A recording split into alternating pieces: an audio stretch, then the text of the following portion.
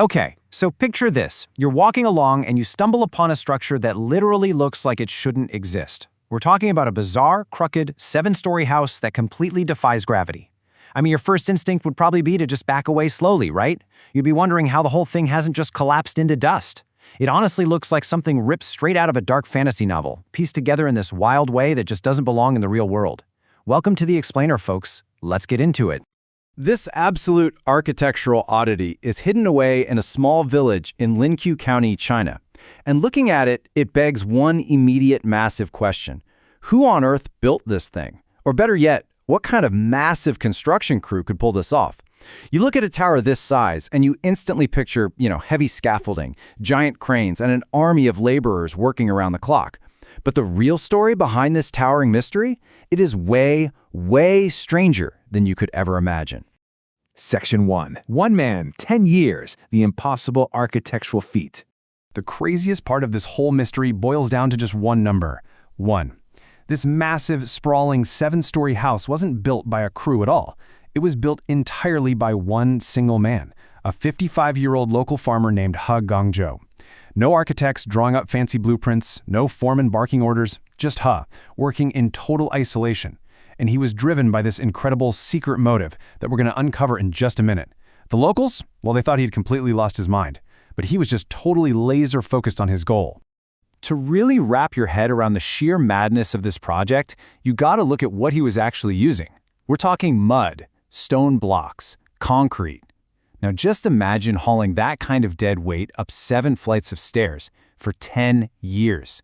And he was doing this in his free time, right after exhausting days working the fields. Oh, and he did it with his bare hands.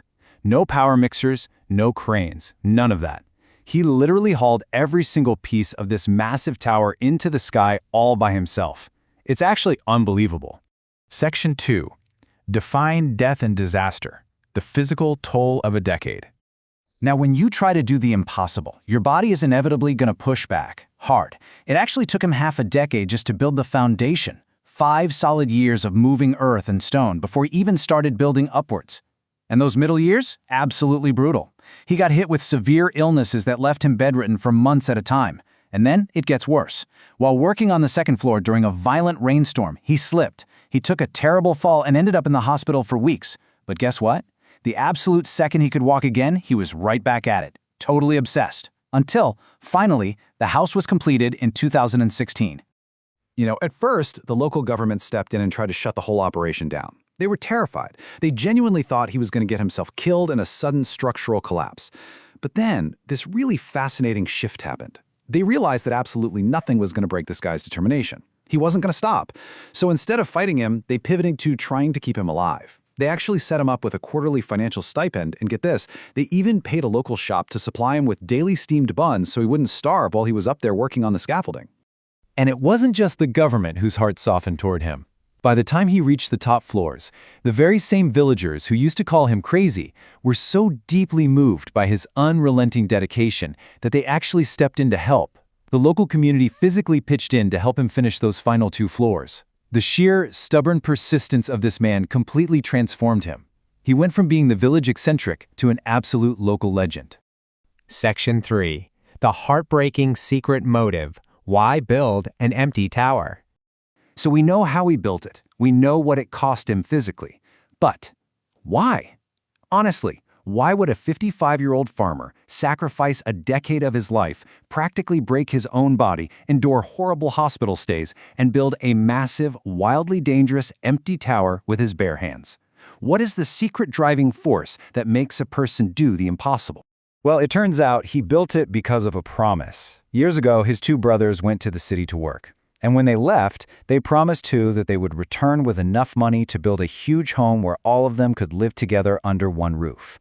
So Hu wasn't just building some bizarre monument to his own madness. Not at all. He was simply faithfully fulfilling his end of that shared dream. He was getting the house ready for his brother's triumphant return. But here is where the story gets devastatingly sad. His brothers are never coming back. They both passed away a decade ago, one in a tragic accident and the other from illness. But Hu's profound grief simply refused to accept that reality. His mind literally protected itself from the trauma by creating this alternate reality where they are just away at work. And that delusion, that's the real mortar holding those stones together. It's an agonizing, endless wait for a return that is just never, ever going to happen. Section 4. A monument left empty. The aftermath of a viral sensation. When that final stone was finally laid in 2016, a story this powerful just couldn't be contained to one small village. The house, along with whose deeply heartbreaking backstory, went absolutely viral across Chinese social media. Almost overnight, this bizarre mud and stone tower became a national sensation. People from all over the country poured out their support, deeply moved by this unbelievable display of brotherly devotion. And today, the house still stands as an astonishing visual marvel, a literal, physical manifestation of a man's unbreakable love for his family. Yet, in a final twist of tragic irony, Hun doesn't even live in his masterpiece. Because it was built entirely by hand, totally bypassing any real engineering principles. It is just way too dangerous to inhabit. So, to keep him safe, the government actually stepped in and built him a completely separate, single-story home right next door. They finally convinced him to sleep in a safe bed outside of the very creation he spent a decade bleeding for. So, as we wrap up this explainer, I want to leave you with this thought. When you think about this impossible, towering structure built by a single pair of hands, what do you really see? Is it just a dangerous, towering symbol of pure psychological delusion? Or is it, just maybe, the most powerful, awe-inspiring monument to undying love and hope you've ever seen? Think about that for a second, and I'll see you in the next explainer.